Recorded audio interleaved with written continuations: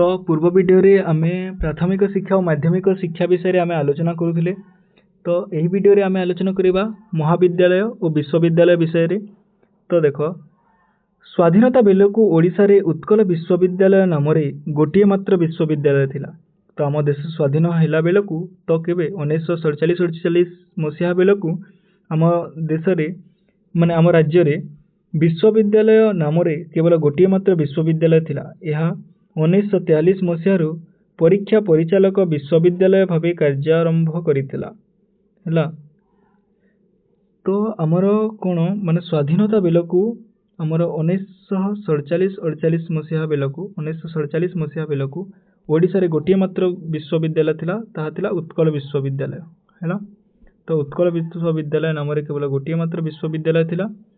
तो यही विश्वविद्यालय क्यों काम करुथिला ना परीक्षा परिचालक विश्वविद्यालय भावे कार्यारंभ करिथिला हैला। सेही समय बेलकु रेवेन्सा महाविद्यालय उच्च शिक्षा पई एकमात्र अनुष्ठान थिला। तो आम जो विश्वविद्यालय थिला उत्कल विश्वविद्यालय से 1943 मसीहा को परीक्षा परिचालक विश्वविद्यालय भावे कार्य करुथिला, किंतु सेही समय रे रेवेन्सा महाविद्यालय थिला एकमात्र विद्यालय जहाँ उच्च शिक्षा प्रदान करुथिला हैला। तो 1947 मसीहा रे बालेश्वर, पुरी और संबलपुर रे कनिष्ठ महाविद्यालय रे डिग्री श्रेणी संयुक्त करागला।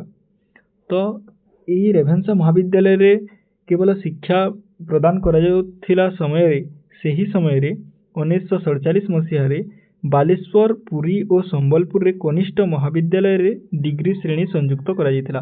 तो सेही समय रे ही आरंभ होइतिला तमर बालेश्वर, पुरी और संबलपुर रे शिक्षार प्रथम मूलदुआ हैला। तो डिग्री श्रेणी संयुक्त करा जायतिला। तो प्रथम कॉलेज शिक्षा यही संबलपुर, बालेश्वर और पुरी रे संयुक्त करा जायतिला। 1947 मसीहा रे कोरापुट ठारे एक इंटरमीडिएट महाविद्यालय प्रतिष्ठा हैला और पारलाखेमुंडी महाविद्यालय को सरकार हाथ को नेले। तो कौन होइछि देखो 1947 मसीहा रे कोरापुट ठारे एक इंटरमीडिएट महाविद्यालय प्रतिष्ठा करा हैला। इंटरमीडिएट महाविद्यालय और पारलाखेमुंडी महाविद्यालय को सरकार निज हाथ को नेले। तो पारलाखेमुंडी महाविद्यालयटा प्रथमे घरोई महाविद्यालय थिला जाहाकू सरकार निज हाथ को नेले, अर्थ से घरोई महाविद्यालयटा सरकारी महाविद्यालय रे परिणत होइतिला। तो तापरे अछि 1950 मसीहा बेलकु ओडिशा रे सर्वमोट महाविद्यालय संख्या थिला मात्र 14टी एवं छात्र छात्री मानक संख्या थिला 5689। तो 1950 मसीहा बेलकु कोन होइछि ना हमर सर्वमोट महाविद्यालय संख्या थिला केवल 14टी हैला। ओ सेथिरे केतोटी छात्र छात्री पठन करथिले 5689 जन छात्र छात्री सेथिरे पठन करुथिले हैला। केवल 5698 जन 89 जन हैला। 1967 मसीहा रे संबलपुर और ब्रह्मपुर विश्वविद्यालय प्रतिष्ठा हैला। तो एथिरे हमें कोन पूर्वरु हमें कोन पढ़िथिले देखो पूर्वरु हमें पढ़िथिले जे संबलपुर, बालेश्वर और पुरी ठारे कनिष्ठ महाविद्यालय डिग्री श्रेणी संयुक्त करा जायतिला और 1967 मसीहा रे संबलपुर और ब्रह्मपुर विश्वविद्यालय को प्रतिष्ठा करा गला। जहाँ कनिष्ठ महाविद्यालय थिला तापरे सेही विद्यालय को 1967 मसीहा रे कोन करा गला संबलपुर और ब्रह्मपुर विश्वविद्यालय प्रतिष्ठा हैला। 1981 मसीहा रे पुरी ठारे श्री जगन्नाथ संस्कृत महाविद्यालय एवं 1999 मसीहा रे उत्तर बालेश्वर रे फकीरमोहन विश्वविद्यालय और बारिपदा ठारे उत्तर ओडिशा विश्वविद्यालय प्रतिष्ठा करा गला। तो देखो एठारे बहुत इंपोर्टेंट क्वेश्चन माने अछि। 1981 मसीहा रे पुरी ठारे श्री जगन्नाथ संस्कृत महाविद्यालय हैला। श्री जगन्नाथ संस्कृत महाविद्यालय केबे प्रतिष्ठा होइतिला ना 1981 ठारे 1981 मसीहा रे। तापरे उत्तर बालेश्वर फकीरमोहन विश्वविद्यालय एफएम कॉलेज जो अच्छी तुम फकीरमोहन विश्वविद्यालय ताहा केबे प्रतिष्ठा होइतिला 1969 मसीहा रे। ओ बारिपदा रे उत्तर ओडिशा विश्वविद्यालय प्रतिष्ठा करा जायतिला। परवर्ती समय रे रेवेन्सा महाविद्यालय एकक विश्वविद्यालय रे परिणत हैला और कोरापुट रे केंद्रीय विश्वविद्यालय प्रतिष्ठा करा गला। तो जो रेभेन्सा महाविद्यालय अच्छी विश्वविद्यालय परवर्ती समय परिणत होती और कोरापुट रे जो विद्यालय थिला विश्वविद्यालय थिला महाविद्यालय थिला ताहा केंद्रीय विश्वविद्यालय परिणत होती है।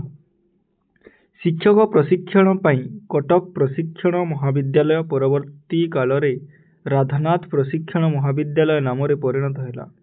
जो कटक रे आमर शिक्षक प्रशिक्षण पाई जो महाविद्यालय थिला ताहा परवर्ती समय रे तार नाम परिवर्तन करा जाय राधानाथ प्रशिक्षण महाविद्यालय नाम रे नामित हैला। एटा बहुत इंपोर्टेंट क्वेश्चन।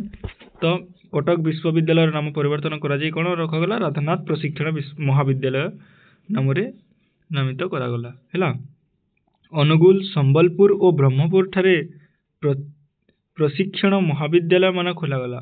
तो केउठारे अनुगुल संबलपुर और ब्रह्मपुर ठारे प्रशिक्षण महाविद्यालय मान परवर्ती समय खोला जाइछि। परवर्ती काल रे समस्त 13टी जिल्ला रे गोटिए गोटिए प्रशिक्षण महाविद्यालय खोला गला। तो यही 1950 बेलकू आमर कौन होइछि ना देश स्वाधीनता परे एवे कन माने एवे आमर अछि 30टी जिल्ला किंतु से समय रे 13टी जिल्ला थिला। तो सही समय रे सबु 13टी जिल्ला रे गोटिए गोटिए महाविद्यालय खोला गला हैला। राधानाथ प्रशिक्षण महाविद्यालय वर्तमान नाम हेउछि Radhanath institute of advance studies in education जार शॉर्ट फॉर्म बा एब्रिविएशन होछि RNISAE। तो ये वीडियो रे आमे कंप्लीट करले महाविद्यालय और विश्वविद्यालय हैला। परवर्ती वीडियो रे आमे वैषयिक शिक्षा विषय रे आलोचना करिबा। रहुछि जय जगन्नाथ।